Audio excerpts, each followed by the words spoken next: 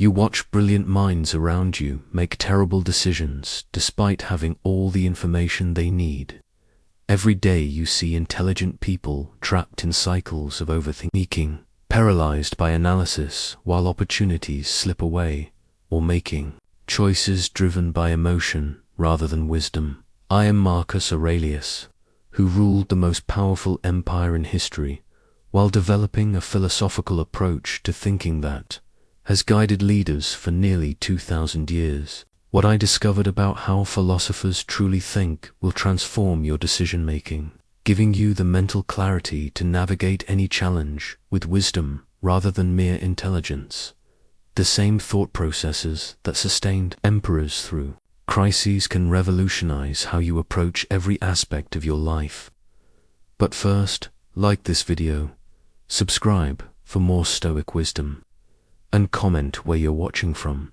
I want to see how far the need for philosophical thinking has spread across the world. I never wanted to be emperor. When Antoninus Pius adopted me at the age of 17, I was a young man more interested in wrestling and hunting than ruling an empire.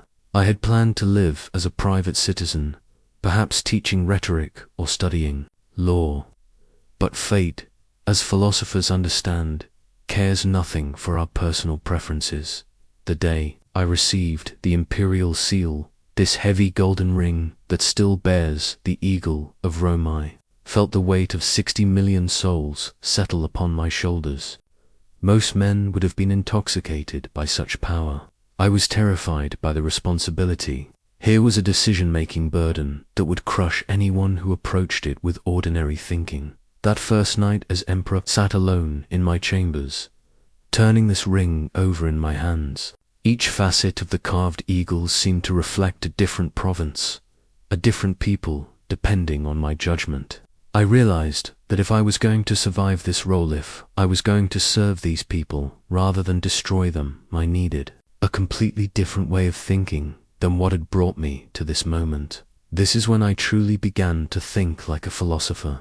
Not because I chose philosophy as an intellectual exercise, but because philosophy chose me as a matter of survival.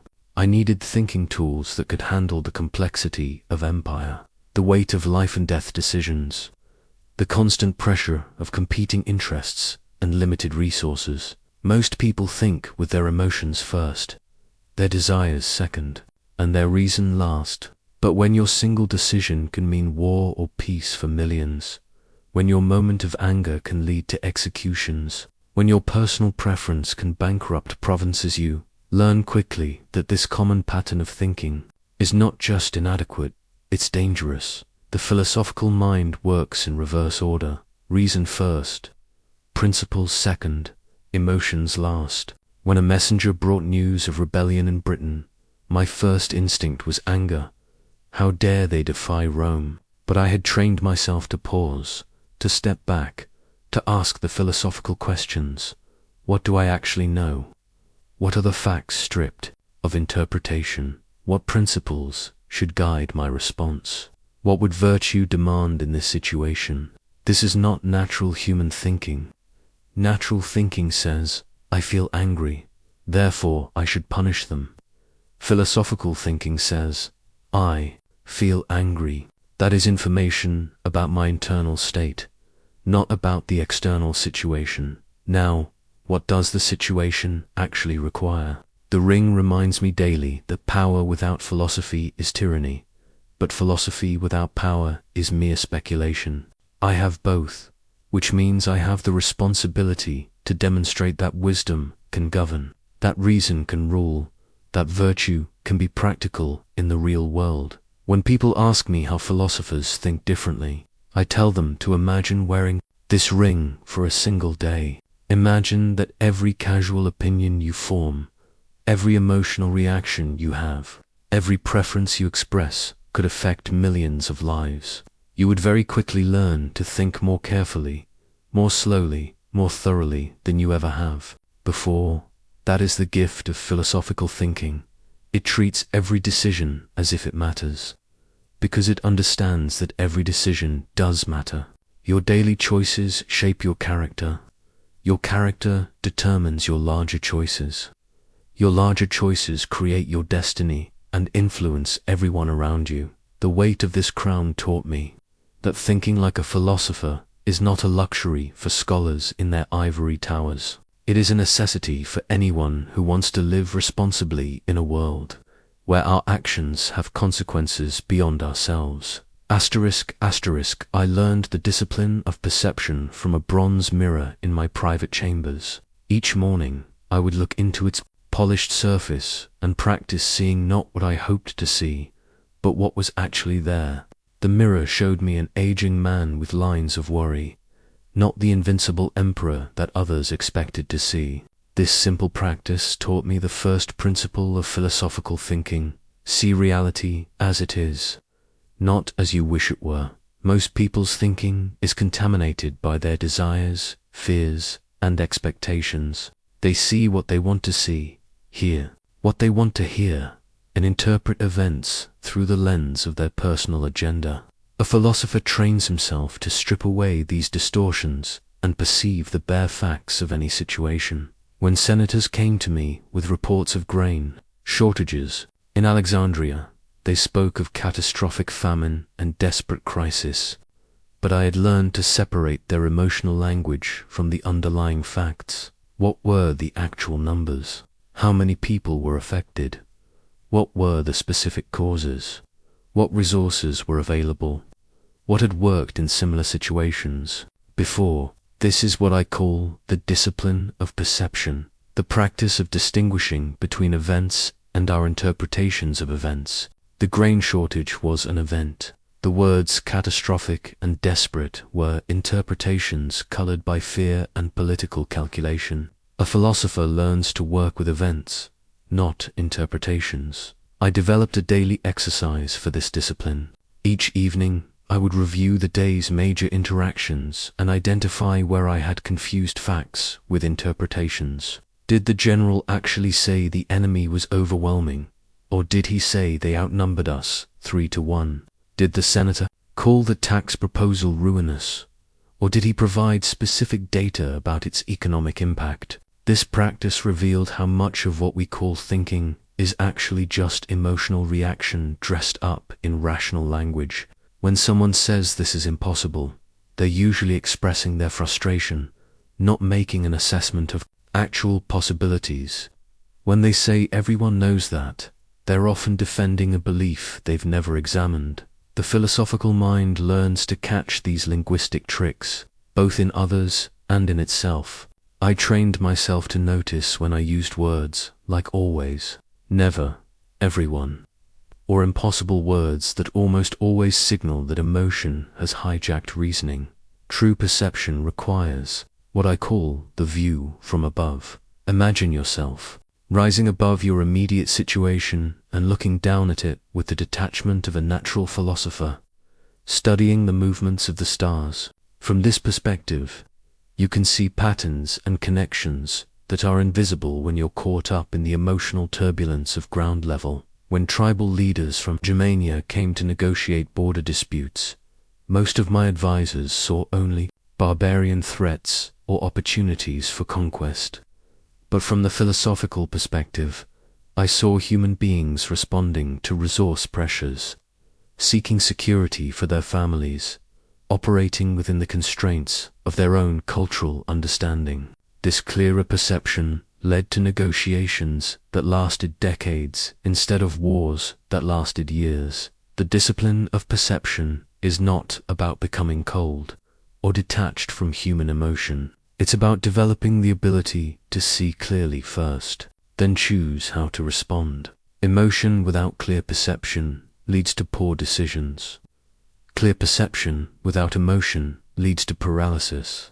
The philosopher develops both, but keeps them in proper order. See clearly first, feel appropriately second, act wisely third.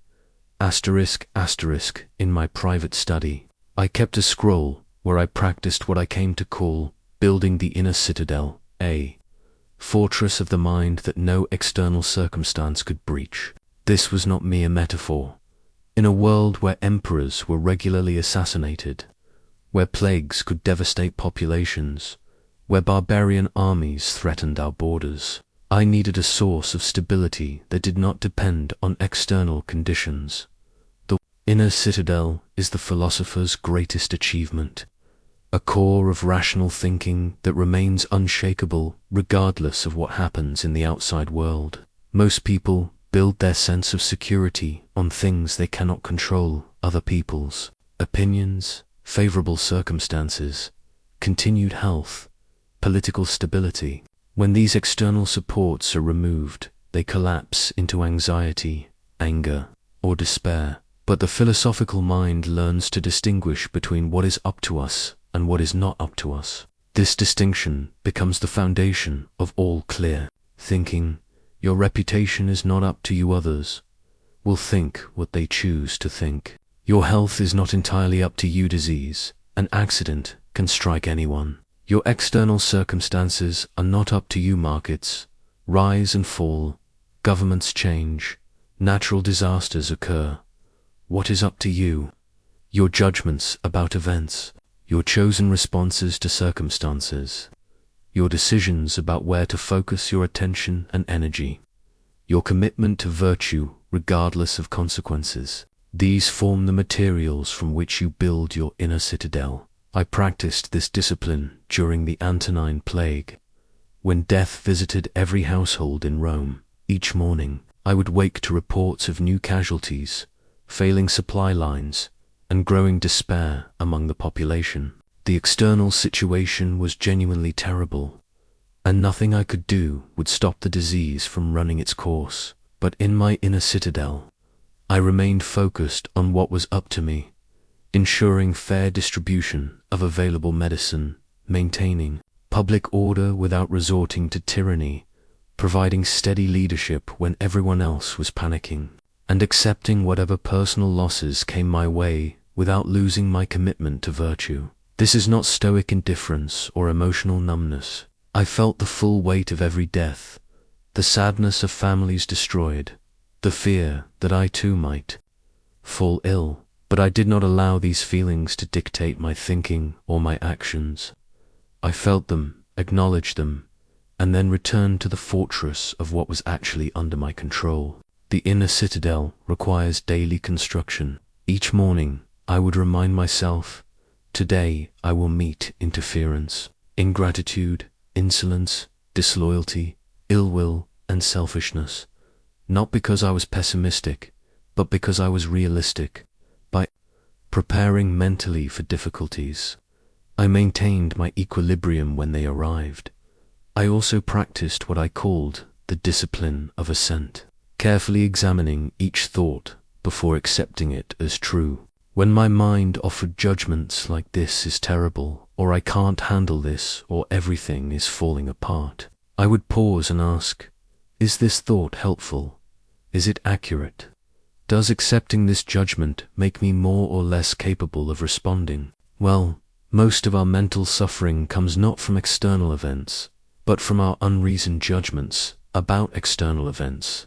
The inner citadel protects us, not by making us invulnerable to circumstances, but by making us immune to our own hasty interpretations of circumstances. When you possess an inner citadel, you can engage fully with the world without being enslaved by it. You can care deeply about outcomes without being devastated when things don't go as planned. You can work tirelessly for improvement while accepting whatever results your efforts produce. Asterisk.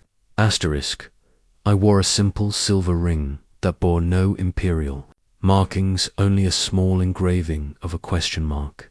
This ring reminded me of the most powerful tool in the philosopher's arsenal, the art of questioning everything, especially my own assumptions. While others sought certainty, I had learned that wisdom begins with intelligent doubt. The difference between a philosopher and an ordinary thinker is not that the philosopher has better answers, but that the philosopher asks better questions. Most people ask, how can I prove I'm right? The philosopher asks, what if I'm wrong? Most people ask, how can I get what I want? The philosopher asks, should I want this at all? When my advisors brought me plans for expanding our territory in Dacia, Their questions were practical. How many legions do we need? What will the campaign cost? When should we attack? But I had trained myself to ask the deeper questions. Why do we want this territory? What kind of empire do we want to be? What are the long-term consequences of constant expansion? Are we acting from strength or from fear? This practice of questioning saved Rome from countless disasters born of unexamined assumptions. The natural human tendency is to gather evidence that supports what we already believe and ignore evidence that challenges it. Philosophers train themselves to do the opposite, actively seek out information that might prove them wrong. I developed what I called the daily examination. Each evening, I would review my major decisions and beliefs of the day by asking myself a series of questions. What did I assume to be true that I never actually verified? What alternatives did I not consider? Where did I let wishful thinking influence my judgment? What would someone who disagreed with me say about my reasoning? This practice was often uncomfortable. It's much easier to live with unquestioned certainties than to constantly probe the foundations of your beliefs. But I discovered that beliefs that cannot survive questioning are not worth holding, while beliefs that become stronger under examination can be trusted more completely.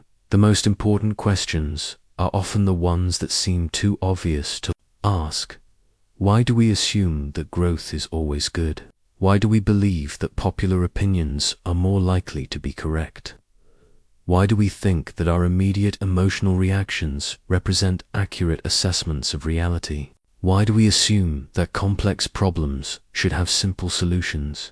I learned to be especially suspicious of my own strong convictions. The more certain I felt about something, the more carefully I questioned it. Certainty often masks ignorance. When we stop questioning our beliefs, we stop learning and growing. When we stop learning and growing, we become brittle and vulnerable to the inevitable changes that life brings. But philosophical questioning is not mere skepticism or endless doubt. The goal is not to question everything into paralysis, but to question wisely in service of clearer thinking and better decisions. Some questions are worth pursuing, others are mere intellectual entertainment. The philosopher learns to distinguish between productive doubt and destructive cynicism. The most powerful question I learned to ask was simply, what don't I know about this situation? This question opened my mind to possibilities I hadn't considered, risks I hadn't anticipated, and perspectives I hadn't explored. It made me a better listener, a more thoughtful decision-maker, and a wiser ruler. When you begin to think like a philosopher, you become comfortable with uncertainty. You stop needing to have an opinion about everything and start being curious about almost everything. You replace the need to be right with the desire to understand. This shift transforms not just your thinking, but your entire relationship with reality. I carried a worn bronze medallion inscribed with the 4 cardinal virtues: wisdom, justice, courage, and temperance. When faced with difficult decisions, I would touch this medallion and ask not what do I feel like doing, but what would virtue require. This simple practice transformed me from a reactive ruler into a principled leader. Emotions are excellent servants, but terrible masters. They provide valuable information about our internal state and our values, but they make poor guides for decision-making. Fear tells us something might be dangerous, but it doesn't tell us whether we should avoid the danger or face it courageously. Anger tells us something seems unjust, but it doesn't tell us what justice actually requires. Most people think with their emotions first and try to find logical justifications afterward. They feel angry, then construct arguments for why their anger is reasonable. They feel afraid, then gather evidence for why the fear is warranted. They feel desire, then create elaborate explanations for why they deserve what they want. The philosopher reverses this process. First, identify the relevant principles. Second, apply those principles to the situation. Third, Act according to what the principles require, regardless of what emotions suggest. The emotions are acknowledged and honored, but they don't drive the decision. When a senator was caught embezzling funds meant for public works, my immediate emotional response was rage. How dare he steal from the people? I wanted to make an example of him, to show my anger publicly, to demonstrate that such behavior would not be tolerated. But I had trained myself to pause and consult my principles first. Justice required that he face consequences proportional to his crime. Wisdom demanded that I understand the full scope of the problem before acting. Temperance insisted that I not let my personal anger determine the punishment. Courage meant doing what was right, even if it was politically unpopular. After careful investigation, I discovered that this senator had been driven to embezzlement by gambling debts incurred trying to maintain a lifestyle beyond his means. Justice, required, restitution and removal from office, but not execution. Wisdom suggested addressing the systemic pressures that led to the crime. The principled response was more complex than the emotional response, but it served the empire better. I developed what I called the virtue filter. Before making any significant decision, I would ask for questions. Does this serve wisdom by seeking truth and understanding? Does this serve justice by treating people fairly and according to their merit? Does this serve courage by facing difficulty and doing what's right despite opposition? Does this serve temperance by avoiding excess and maintaining proper proportion?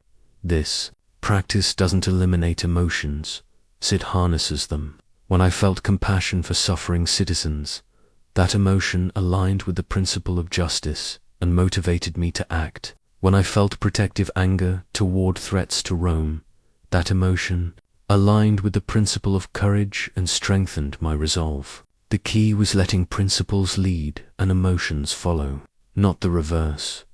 The most challenging aspect of principle-based thinking is that it sometimes requires acting against our immediate preferences. There were many times when virtue demanded that I make unpopular decisions, disappoint people I cared about, or choose difficult paths when easier ones were available. But I learned that emotional satisfaction is temporary, while the satisfaction of living according to principles compounds. Over time, emotions change constantly based on circumstances, mood, health, and countless other variables. Principles remain stable. When you build your decision-making on emotions, you become unpredictable, reactive, and vulnerable to manipulation. When you build your decision-making on principles, you become consistent, proactive, and trustworthy. This doesn't mean becoming cold or mechanical. Principles properly understood include the principle of compassion, the principle of appropriate feeling, the principle of human connection. The philosopher doesn't eliminate emotion, he integrates emotion into a larger framework of virtue. In my study, I kept astronomical scrolls that mapped the movements of stars and planets across decades and centuries. When daily pressures threatened to overwhelm my judgment, I would unroll these scrolls and remind myself of time's true scale. The crisis that seemed urgent today would be forgotten within a generation. The political scandal consuming everyone's attention would be a footnote in historical records. This cosmic perspective didn't make problems irrelevant, but it helped me see them in proper proportion. Philosophers think in longer time horizons than ordinary people. While others focus on immediate results, philosophers consider consequences that may not manifest for years or decades. While others seek quick fixes, philosophers invest in solutions that compound over time. While others react to today's headlines, philosophers ask what principles will still matter when today's news is ancient history. When barbarian tribes pressed against our northern borders, my generals wanted immediate military response. Strike hard, strike fast, show strength, solve the problem now. But I had learned to ask temporal questions. What will be the consequences of military action 5 years from now, 10 years? What kind of precedent does this set for future border disputes? What are the long-term costs of solving every problem through violence? The long view revealed that many of these tribal movements were driven by climate changes and resource scarcities that would persist for generations. Military victories might provide temporary quiet, but they wouldn't address the underlying pressures driving human migration. A philosopher-emperor needed solutions that worked not just this year, but for the next century. I developed a practice I called temporal scaling. For every decision, I would consider its implications across multiple time frames. How will this look next week, next year, next decade, when I am dead and my successors are dealing with the consequences?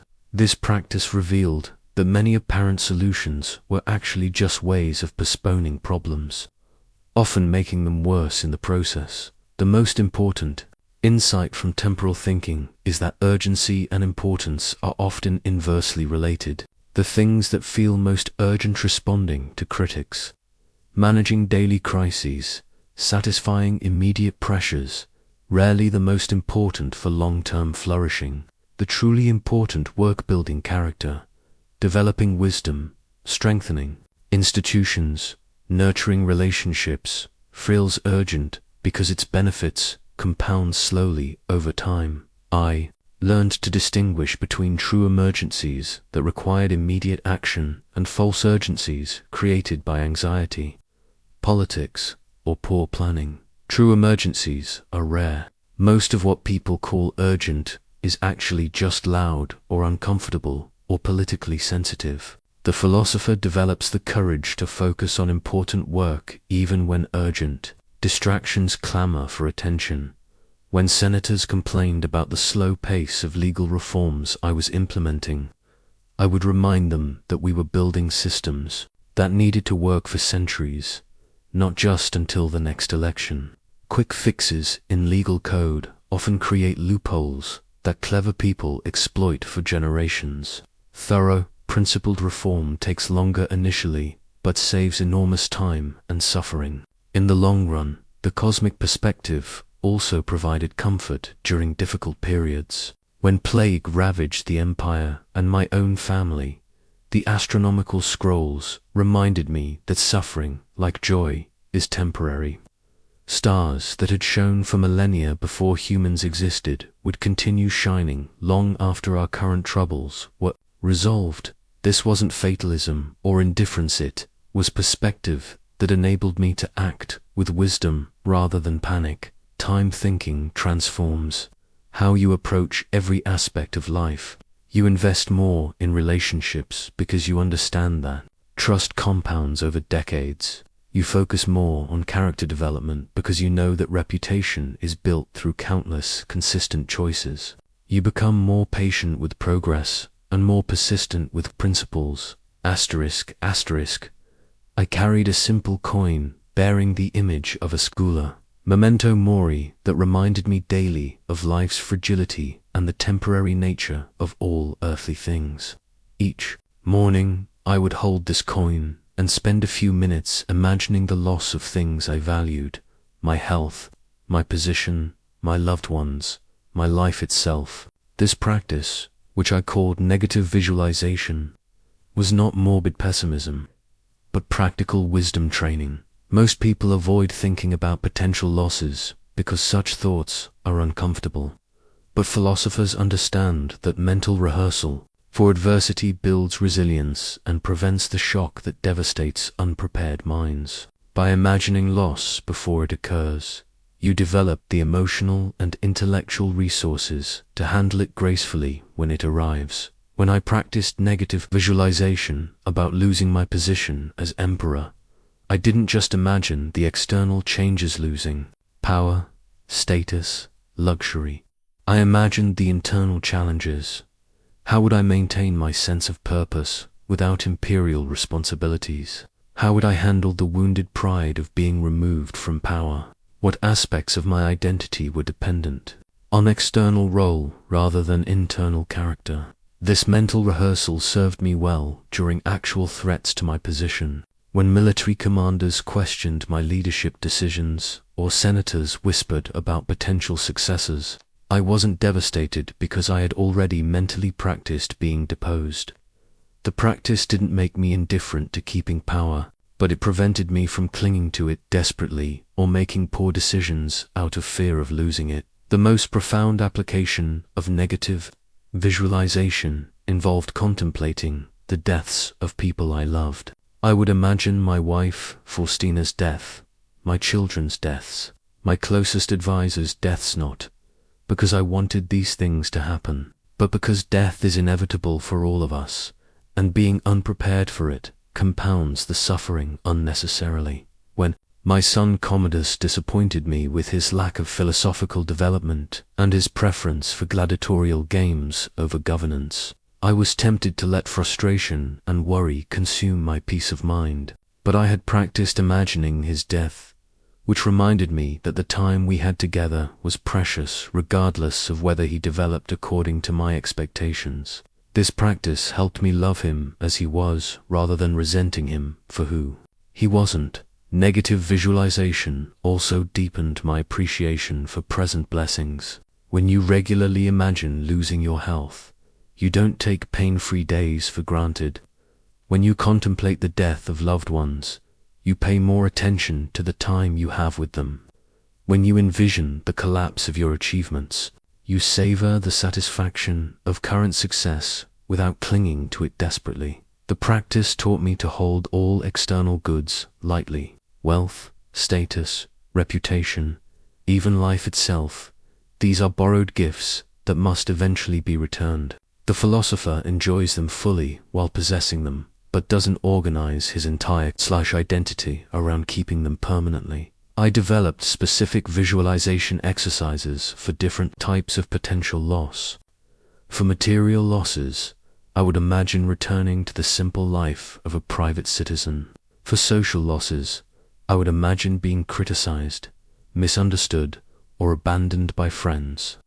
For physical losses, I would imagine illness, injury, or disability. For relational losses, I would imagine betrayal, rejection, or death of loved ones. Each visualization session ended with the same reflection. If this loss occurred, what would still remain? What aspects of my character, my principles, my capacity for virtue would be unchanged? The answer was always the same. The essential core of who I was, my capacity for reason, virtue, an appropriate response to circumstances, could not be taken away by external events. Asterisk on my desk. I kept a wax tablet where I would write out the logical steps of major decisions before announcing them. This simple practice forced me to slow down my thinking process and examine the reasoning behind my choices. Most people make decisions quickly based on intuition, emotion, or social pressure, then spend their energy defending choices they never really analyzed. Philosophers do the opposite. They analyze thoroughly first, then act decisively. The difference between reactive and rational thinking is the difference between being a leaf blown by wind and being a ship with navigation instruments. Reactive thinking responds immediately to whatever stimulus is strongest, the loudest voice, the most recent information, the most intense emotion. Rational thinking pauses to gather relevant information, considers multiple perspectives, weighs probable consequences, and chooses responses based on principles rather than impulses. When news arrived that Germanic tribes had crossed the Danube and were raiding Roman settlements, every instinct screamed for immediate military response. The senators demanded action. The people expected swift retaliation. My own anger urged me to mobilize the legions and crush the invaders decisively. But I had trained myself to pause and think systematically. First, I wrote down everything I actually knew versus everything I was assuming. I knew that raids had occurred and that citizens were threatened. I was assuming that military force was the best response, that the raids represented a larger coordinated invasion, that quick action would be more effective than careful planning. Separating facts from assumptions immediately clarified my thinking. Second, I listed alternative responses beyond the obvious military option: diplomatic negotiation, economic incentives for peaceful behavior, addressing the root causes driving tribal movements, strengthening border defenses rather than pursuing offensive campaigns. Reactive thinking sees only the most obvious response. Rational thinking generates multiple options before choosing among them. Third, I considered the probable consequences of each approach across different time horizons. Military action might stop the immediate raids, but could provoke larger conflicts. Diplomatic solutions might take longer, but could create more stable peace. Economic approaches might be expensive initially, but cheaper than permanent military occupation. Fourth, I examined my decision through the lens of virtue. What would wisdom, justice, courage, and temperance require in this situation? This step often revealed that my emotional preferences were not aligned with my deeper principles.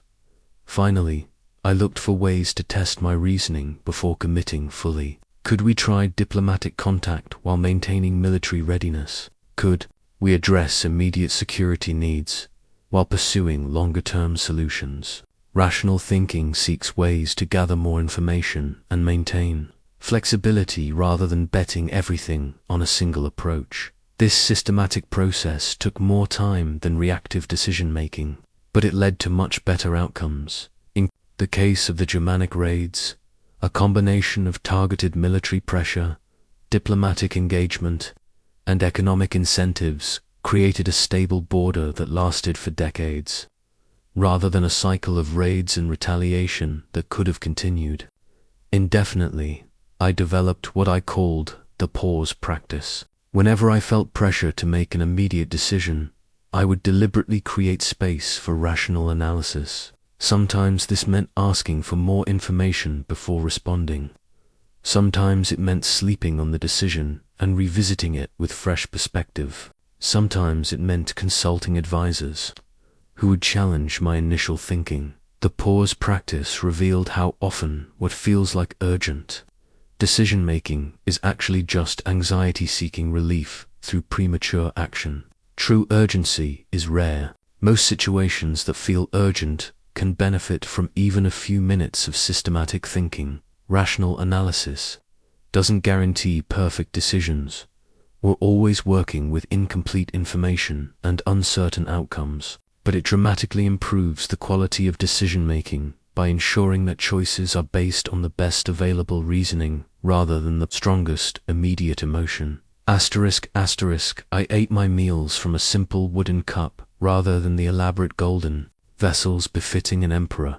This practice reminded me daily of the difference between needs and wants, between satisfaction and indulgence. The wooden cup served its function perfectly. It held water just as effectively as gold, without the psychological burden of attachment to luxury. This small choice was part of what I called the discipline of desire, training the mind to distinguish between what we actually need and what we merely want. Desire is the root of most thinking errors. When we want something badly enough, we become skilled at constructing elaborate justifications for why we should have it. We become blind to risks, deaf to contrary evidence, and ingenious at finding reasons why our desires align with virtue and wisdom. The philosopher learns to examine desires carefully before allowing them to influence thinking. The discipline of desire doesn't mean eliminating all wants or living in artificial poverty. It means developing the ability to hold desires lightly, to enjoy good things without becoming enslaved to them, and to maintain equanimity whether our preferences are satisfied or frustrated. This inner freedom is essential for clear thinking because clouded desires cloud judgment. When I wanted to expand Roman territory into Arabia, I caught myself constructing increasingly elaborate arguments for why this expansion was necessary, for imperial security, economic prosperity, and cultural advancement. But when I examined the desire itself, I realized it was driven more by personal ambition and the intoxication of power than by genuine benefit to the Roman people. The discipline of desire meant acknowledging this honest self-assessment and choosing based on principle rather than appetite. I practiced what I called voluntary discomfort, deliberately choosing less pleasant options when no moral principle was at stake. I would walk when I could have ridden, wear simple clothes when elaborate ones were available, eat plain food when delicacies were offered. This wasn't self-punishment or asceticism for its own sake, but training in non-attachment. These practices served me well during times of involuntary discomfort, when plague forced us to ration food supplies, when military campaigns required sleeping on hard ground, when political pressures created ongoing stress. I wasn't shocked or devastated because I had practiced managing discomfort voluntarily. The gap between my expectations and reality was smaller because I had trained myself not to expect constant comfort. The most important aspect of desire, discipline, is learning to want what happens rather than demanding that what happens match what we want. This doesn't mean passive acceptance of injustice or abandoning all preferences.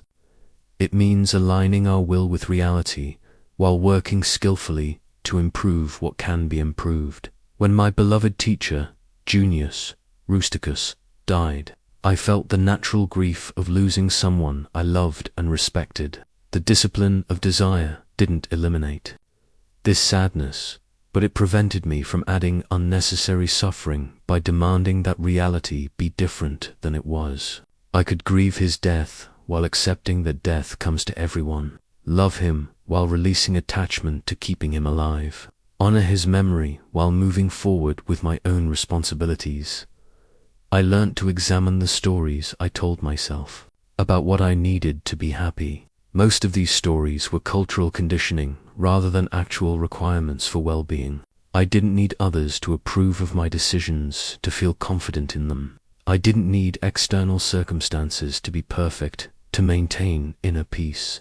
I didn't need to achieve every goal to consider my life successful. The discipline of desire revealed that most of what we call needs are actually preferences, and most of what we call necessities are actually conveniences. This distinction transforms thinking by removing the urgency and desperation that distort judgment when we believe our happiness depends on getting specific outcomes. Asterisk. Asterisk. Asterisk. I kept a leather-bound journal where I recorded the harshest criticisms leveled against my decisions, not to torment myself, but to mine them for truth.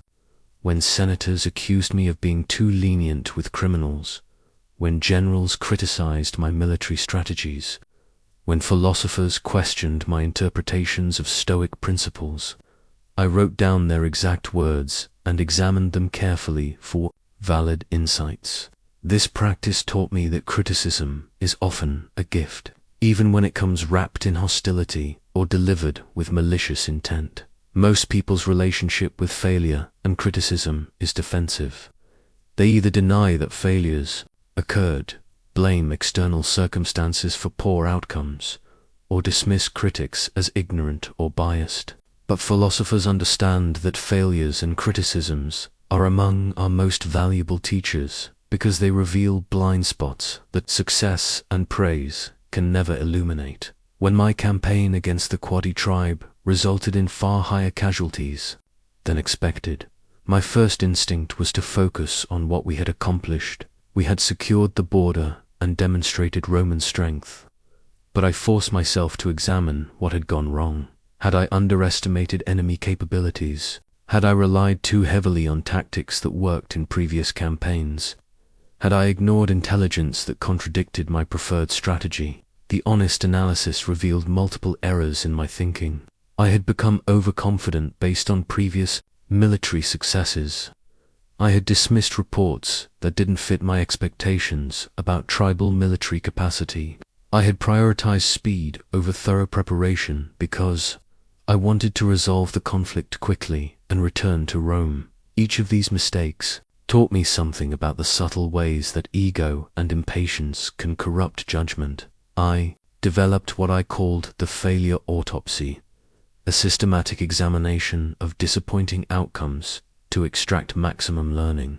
First, I would identify exactly what I had hoped would happen versus what actually occurred. Second, I would list every decision I had made that contributed to the outcome. Third, I would examine what assumptions or beliefs had guided those decisions. Fourth, I would consider what I would do differently with the benefit of current knowledge. This process was often uncomfortable because it required acknowledging that my thinking had been flawed. Not just that circumstances had been unfavorable, but I discovered that taking responsibility for failures, even when external factors played a role, was more empowering than blaming circumstances I couldn't control. Criticism required a different but related discipline. When the philosopher Epictetus's student criticized my interpretation of Stoic principles in a public letter, I could have dismissed him as presumptuous or used my imperial authority to silence him. Instead, I studied his arguments carefully and realized that several of his points were valid. My understanding of certain concepts had been incomplete. My application of principles in political contexts had sometimes compromised their integrity. I learned to separate the manner of criticism from its content. People often deliver valid insights in hostile, arrogant, or politically motivated ways. The philosopher's task is to extract whatever truth exists in criticism, regardless of the critic's motivation or delivery style. Truth doesn't become false because it's spoken by enemies or delivered with malice. The most valuable criticism often comes from people who have different perspectives, backgrounds, or expertise than you do. When Celtic tribal leaders criticized Roman legal procedures as incomprehensible and unjust, they weren't just complaining, they were revealing real flaws in how we administered justice in territories with different cultural traditions. Their criticism led to legal reforms that made Roman rule more effective and more humane. I also learned to seek out criticism proactively, rather than waiting for it to arrive. I would regularly ask trusted advisors, what am I not seeing clearly? Where are my blind spots? What assumptions am I making that might be wrong? This practice transformed criticism from an attack to be defended against into information to be welcomed and examined. My correspondence with philosophers across the empire filled several chests in my private chambers. Letters from Alexandria, Athens, Rhodes, and distant provinces brought me different perspectives on every philosophical question I grappled with. These exchanges reminded me that wisdom grows through dialogue and that even the most disciplined individual mind has limitations that can only be overcome through genuine intellectual community. Isolation kills philosophical thinking. When we think only with our own minds, we fall victim to our personal biases, cultural assumptions, and experiential limitations. We begin to mistake our particular perspective for universal truth. We become deaf to alternative approaches and blind to possibilities we've never considered. The philosopher actively seeks out other rational minds to challenge, refine, and expand his thinking. When I struggled with questions about justice and taxation, how much should citizens contribute to imperial administration versus local I didn't rely solely on my own reasoning or the advice of Roman senators who shared my cultural background. I corresponded with philosophers who had studied economics in different contexts, governors who had administered diverse populations, and even reformed tax collectors who understood the practical realities of revenue collection. Each perspective revealed aspects of the problem I hadn't seen clearly. Philosophers from merchant families understood market dynamics that escaped my attention. Administrators from agricultural regions knew seasonal cycles that affected tax collection timing. Former tax collectors revealed how policy decisions translated into daily interactions with citizens. No single mind, however intelligent, could have generated this comprehensive understanding alone. I established what I called philosophical councils, regular gatherings where people with different expertise and perspectives could examine important questions together. Unlike political councils where participants often had predetermined positions to defend, these were genuine inquiry sessions where everyone committed to following the argument wherever it led. The rules for these councils were simple but crucial. No position was too sacred to question, no person too important to be challenged, no idea too obvious to be examined. Participants had to be willing to change their minds when presented with better evidence or reasoning. The goal was not to win debates, but to discover truth through collective investigation. These sessions taught me that intellectual humility is not just a personal virtue, but a practical necessity for good thinking. When participants came with genuine curiosity rather than fixed conclusions, when they listened to understand rather than to find opportunities for rebuttal, when they acknowledged the limits of their own knowledge, the quality of collective reasoning far exceeded what any individual could achieve alone. I learned to distinguish between productive disagreement and mere conflict. Productive disagreement focuses on ideas and evidence. Participants challenge each other's reasoning while respecting each other's commitment to truth-seeking. Mere conflict focuses on personalities and positions. Participants defend their status while attacking their opponent's credibility. The community of rational minds also provided emotional support for the sometimes lonely work of philosophical thinking. When political pressures tempted me to abandon principles for expediency, when popular opinion opposed what wisdom seemed to require, when the burden of responsibility felt overwhelming, I could turn to fellow philosophers who understood these challenges and could offer both practical advice and moral encouragement. But intellectual community requires careful cultivation. Not everyone who claims to be interested in philosophical discussion actually wants to think clearly. Some people prefer the social status of appearing intellectual to the hard work of examining their beliefs. Others enjoy the combat of debate more than the collaboration of inquiry. The philosopher learns to identify and seek out those rare individuals who are genuinely committed to following reason wherever it leads. ****, a small bronze bell sat on my desk, chiming softly each hour to call my attention back to the present moment. This simple device saved me from one of thinking's greatest enemies, the tendency to live mentally in past regrets or future anxieties, while missing the reality that exists only now.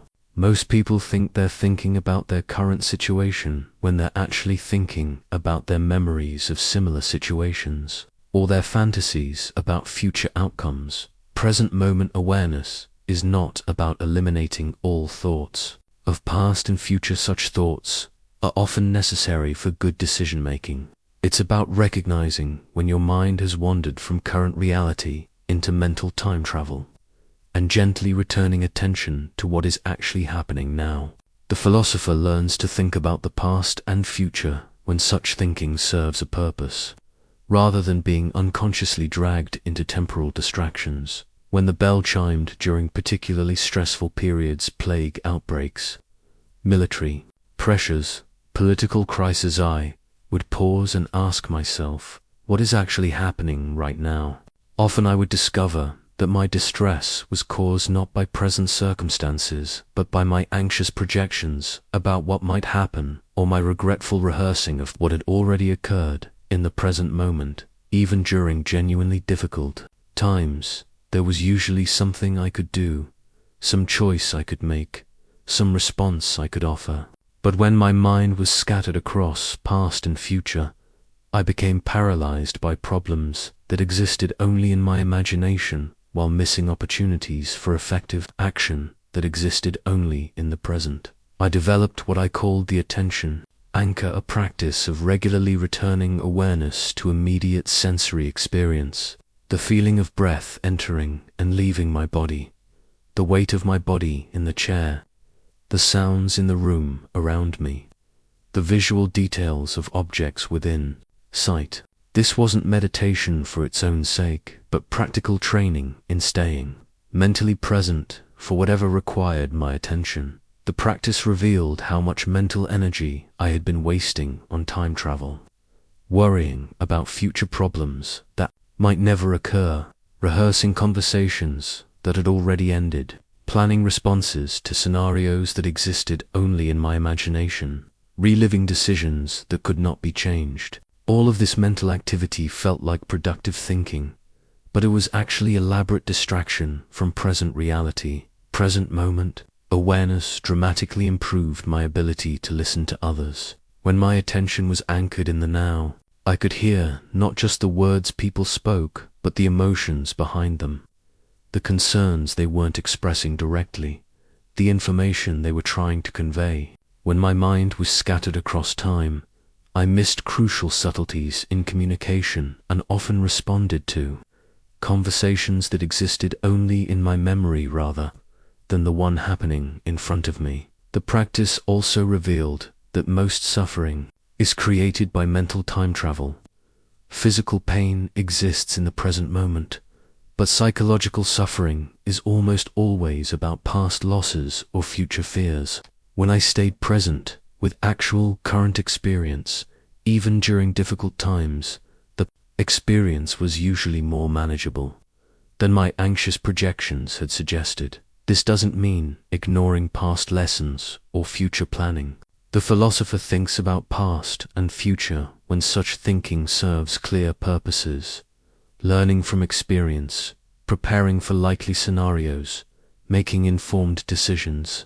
But this temporal thinking happens in the present moment as a conscious choice, rather than as unconscious mental wandering that depletes attention and distorts perception. On my desk, I kept a simple bronze stylus that had belonged to one of my early teachers, reminder that I remained a student long after becoming an emperor. The most dangerous moment in any thinker's development is when he begins to believe his own reputation for wisdom. The moment we stop learning, we start deceiving ourselves. The philosopher cultivates intellectual humility not as false modesty, but as accurate assessment of the limits of human knowledge and the vastness of what remains unknown. Intellectual humility begins with honest recognition of how much we don't know. Even in areas where I had extensive experience governing military strategy, Stoic philosophy, there were always aspects I understood imperfectly, situations that challenged my assumptions, and perspectives I had never considered. The more I learned, the more I became aware of the boundaries of my knowledge and the possibility that my current understanding might be incomplete or mistaken. When barbarian ambassadors described their tribal customs and decision-making processes, my initial tendency was to evaluate their practices against Roman standards and find them wanting. But intellectual humility required asking different questions.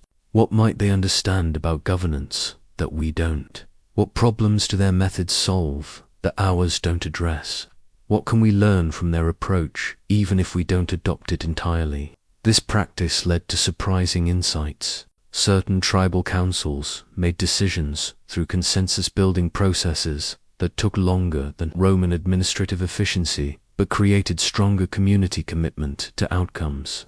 Some nomadic societies had developed resource-sharing systems that were more resilient to climate variations than our agricultural methods. Their approaches weren't necessarily better than ours, but they contained wisdom worth studying. I learned to distinguish between confidence in principles and dogmatism about applications.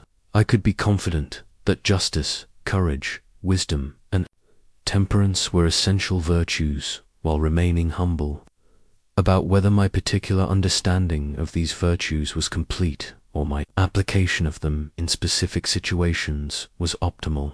Principles could be held firmly while interpretations remained open to revision. The most challenging aspect of intellectual humility was admitting mistakes publicly.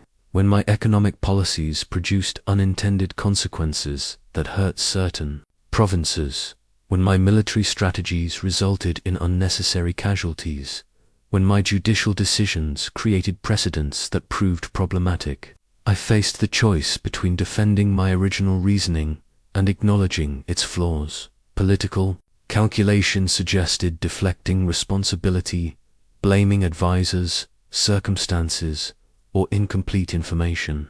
But intellectual humility required honest acknowledgement that my thinking had been inadequate. These admissions often strengthened rather than weakened my authority because they demonstrated commitment to truth over ego and willingness to learn. From experience, I developed what I called the ignorance inventory, regular assessment of areas where my knowledge was insufficient for the decisions I needed to make. This practice helped me identify when to seek additional expertise, when to delay decisions until I understood them better, and when to acknowledge uncertainty rather than pretending to knowledge I didn't possess. Intellectual humility also required remaining teachable by people who had less formal education, lower social status, or different cultural backgrounds than I did. Some of my most valuable lessons came from soldiers who understood battlefield realities better than military theorists, from farmers who knew agricultural cycles better than urban administrators, from merchants who understood economic relationships better than philosophical economists. The virtue of intellectual humility is not self-deprecation or lack of confidence in well-founded beliefs. It's the recognition that all human knowledge is partial, that our perspectives are limited by experience and culture, and that wisdom grows through honest acknowledgement of what we don't know as much as through accumulation of what we do know. Each morning, I reviewed a papyrus scroll that outlined my daily schedule, but I didn't just look at appointments and obligations. I examined each planned activity through the lens of philosophical principle, asking how I could bring wisdom to ordinary moments. The true test of philosophical thinking is not how well it handles dramatic crises, but how thoroughly it transforms routine decisions. Philosophy that exists only in abstract contemplation is mere intellectual entertainment. Philosophy that shapes daily choices becomes a way of life. Most people reserve careful thinking for major decisions, career changes, important relationships, significant purchases. But philosophers understand that character is built through countless small choices, and that daily decisions reveal and shape our deepest values. How I treated servants, how I responded to minor frustrations, how I managed my time, how I spoke about absent colleagues. These ordinary moments offered opportunities to practice wisdom or to reinforce thoughtless habits. When a scribe made copying errors in important documents, I faced a choice that seemed trivial but revealed important principles. I could express irritation, which might motivate more careful work, but would also create fear and resentment. I could ignore the errors, which preserved harmony but might encourage carelessness. Or I could address the problem calmly, focusing on improving systems rather than punishing individuals. The philosophical approach required examining what response would best serve justice, wisdom, courage, and temperance in this specific situation. I developed what I called the daily practice audit, reviewing each day's decisions through the lens of virtue. Where had I acted from principle versus impulse? Where had I responded with wisdom versus mere cleverness? Where had I chosen what was right versus what was convenient? This practice revealed that small decisions were often more revealing of character than large ones because they occurred when I wasn't consciously trying to be virtuous. The most important daily application of philosophical thinking was in my interactions with other people. Every conversation offered opportunities to practice the virtues, listening with genuine curiosity rather than waiting for my turn to speak, asking questions that helped others think more clearly rather than questions that demonstrated my own knowledge, offering feedback that served the other person's development rather than my own ego. When senators brought petitions during morning audiences, I could process them efficiently as administrative tasks, or I could approach each one as an opportunity to practice justice and wisdom. What did this citizen actually need? What principles should guide my response? How could I address immediate concerns while upholding broader systemic fairness? How could I explain my reasoning in ways that educated rather than merely commanded? I learned that philosophical thinking must be embodied in practical decisions, or it becomes worthless intellectual decoration. It's not enough to understand virtue. Virtue must be practiced. It's not enough to admire wisdom. Wisdom must be applied. It's not enough to discuss justice. Justice must be enacted in specific situations with real consequences for real people. The daily practice of philosophical thinking created what I called moral momentum. Each wise choice made the next wise choice easier, while each compromise of principle made future compromises more likely.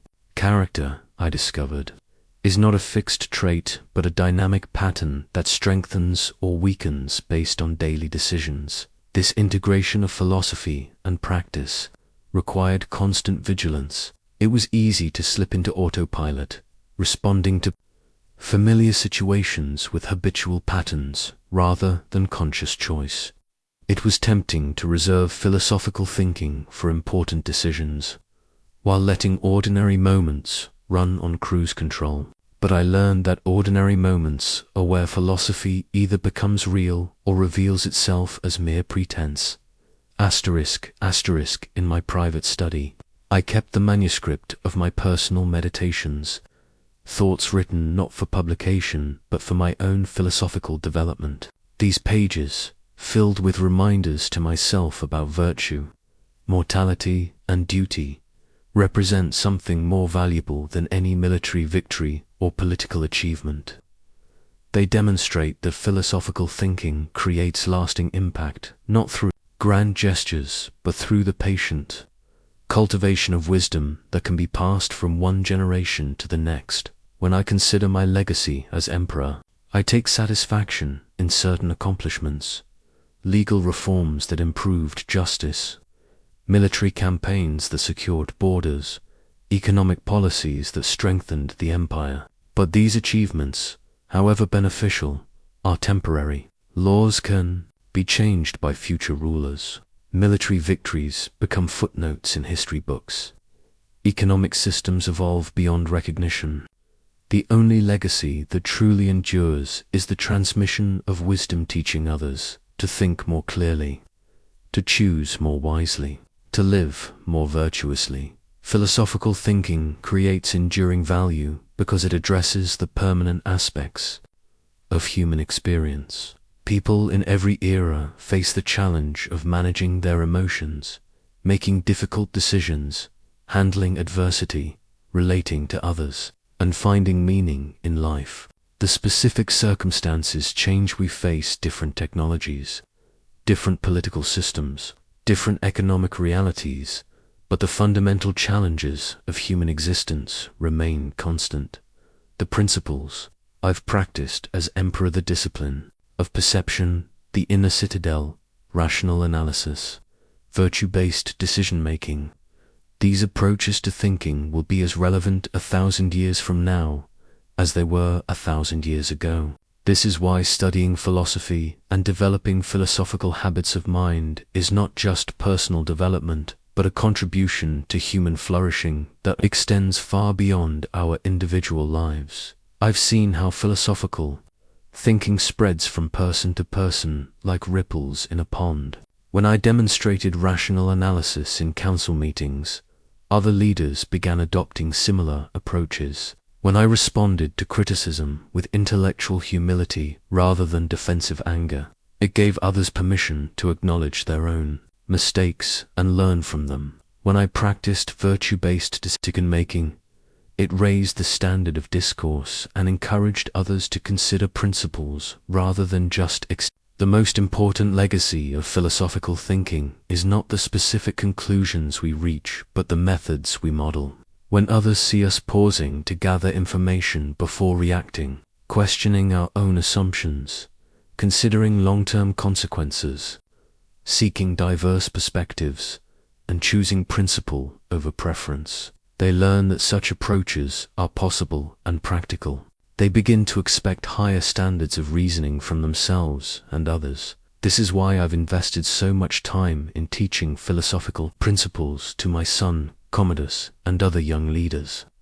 not because I expect them to reach identical conclusions to mine, but because I want them to have thinking tools that will serve them well, regardless of what specific challenges they face. The circumstances of their leadership will be different from mine, but the need for clear thinking, principled decision-making, and character development will be exactly the same. The legacy of philosophical thinking also extends beyond formal leadership roles. Every person who learns to think more clearly, to question more intelligently, to respond more wisely to life's challenges, creates positive influence that radiates through their families, communities, and relationships. Philosophical thinking is not an elite luxury for emperors and scholars. It's a practical necessity for anyone who wants to live well and contribute constructively to human community. When I imagine the empire centuries from now, I don't focus on whether specific policies I've implemented will still be in effect. I think about whether the idea that leaders should be guided by virtue rather than mere power, that decisions should be based on reason rather than emotion, that wisdom should be cultivated and shared rather than hoarded, whether these ideas will continue to influence how people approach the responsibilities of their lives. I kept stone tablets inscribed with universal principles that transcend any particular era or culture, reminders that while circumstances change, the fundamentals of wise thinking remain constant. The same intellectual disciplines that helped me govern an ancient empire can help modern people navigate their contemporary challenges. Human nature hasn't changed. The need for clear thinking, principled decision-making, and character development is as urgent now as it was in my time. The technologies you face today would seem miraculous to someone from my era, but the thinking challenges they create are remarkably familiar. You struggle with information overload. I struggled with managing reports from dozens of provinces. You face pressure to make quick decisions in rapidly changing circumstances. I faced similar pressures during military campaigns and political crises. You deal with competing demands on your attention and energy. I dealt with a constant pull between administrative duties, military responsibilities, and personal development. The philosophical approaches I've described work just as well for modern challenges as they did for ancient ones. The discipline of perception helps you see through misleading information and emotional manipulation, whether it comes from political propaganda or advertising. The inner citadel protects you from anxiety and despair, whether they're caused by economic uncertainty or social media comparison. Rational analysis improves decision-making, whether you're choosing investments or career paths. Modern life offers some advantages for philosophical practice that weren't available in my time. You have access to more diverse perspectives through global communication. You can study wisdom traditions from around the world, not just the Greek and Roman sources available to me. You have more time for reflection and less immediate physical danger than most people in my era faced. But modern life also creates new obstacles to philosophical thinking. The constant stream of information and entertainment can fragment attention in ways that make sustained reflection difficult.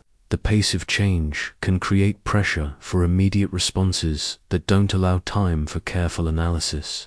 The complexity of modern systems can make it harder to see the consequences of individual choices. The key to integrating philosophical thinking into modern life is adapting ancient principles to contemporary circumstances rather than trying to recreate ancient practices exactly. You don't need to write with stylus on wax tablets, but you can still benefit from written reflection on your daily decisions. You don't need to govern an empire, but you can still practice virtue-based decision-making in your relationships and responsibilities. Start with the morning practice. I've described beginning each day with intentional reflection on principles rather than immediately reacting to messages, news, or urgent demands. This simple habit creates space for philosophical thinking in a world designed to eliminate such space. Use commute time, exercise time, or meal preparation time for the kind of reflective thinking that ancient philosophers built into their daily routines.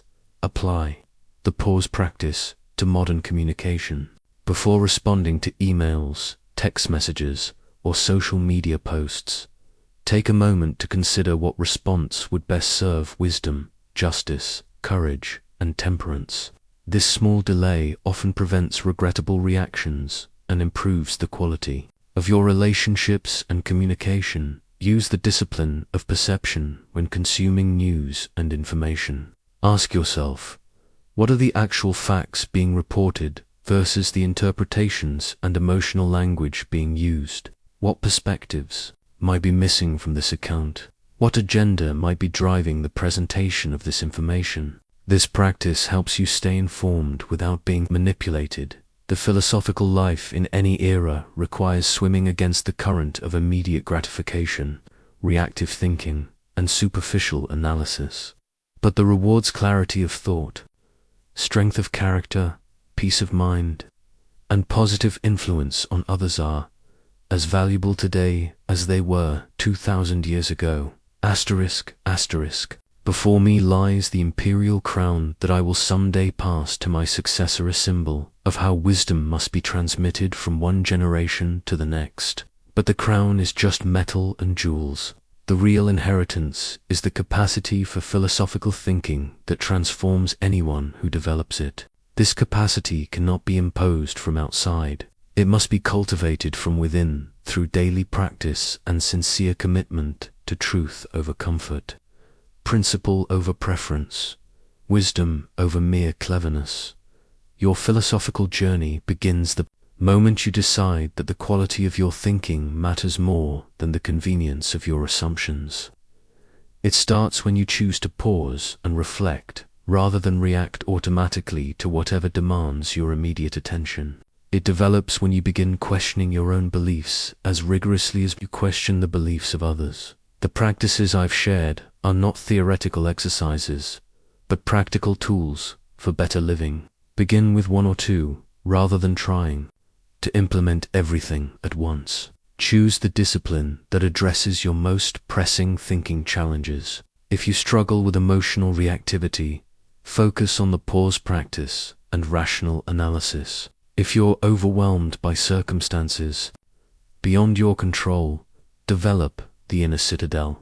If you avoid examining your own mistakes, practice learning from failure and criticism. Remember that philosophical thinking is a skill that improves with practice, not a talent that you either possess or lack. Every time you choose reflection over reaction, principle over impulse, long-term thinking over short-term convenience, you strengthen your capacity for wisdom. Every time you acknowledge ignorance instead of pretending knowledge, seek diverse perspectives instead of confirming your biases, or choose virtue over advantage, you advance your philosophical development. The world needs more people who think like philosophers. In every workplace, community, and relationship, there are opportunities for clearer thinking, more principled decision-making, and wiser responses to challenge and conflict. When you develop these capacities in yourself, you create positive influence that extends far beyond your individual life.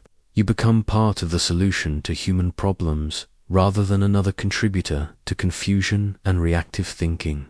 Don't expect immediate transformation or perfect consistency. Even after decades of philosophical practice, I still caught my mind wandering into worry, my emotions driving my initial reactions, my ego resisting uncomfortable truths. The goal is not to eliminate all thinking errors, but to catch them more quickly, correct them more gracefully, and learn from them more thoroughly. Find others who share your commitment to thoughtful living. Philosophical thinking develops best in community with others who are also committed to truth, seeking over positive, learning over knowing, and wisdom over winning. Such people are rare, but they exist in every era and every community.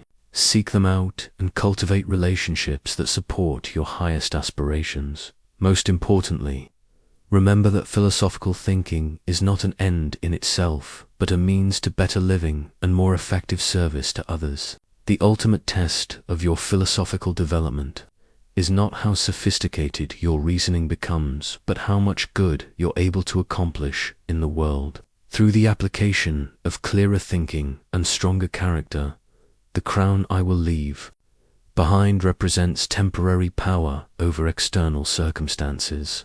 The philosophical principles I've shared represent permanent power over your internal responses to whatever circumstances you face. This inner sovereignty, the ability to think clearly, choose wisely, and respond virtuously regardless of external conditions, is the most valuable inheritance anyone can receive or give. Your philosophical journey begins now. Make it worthy of the potential you carry within you.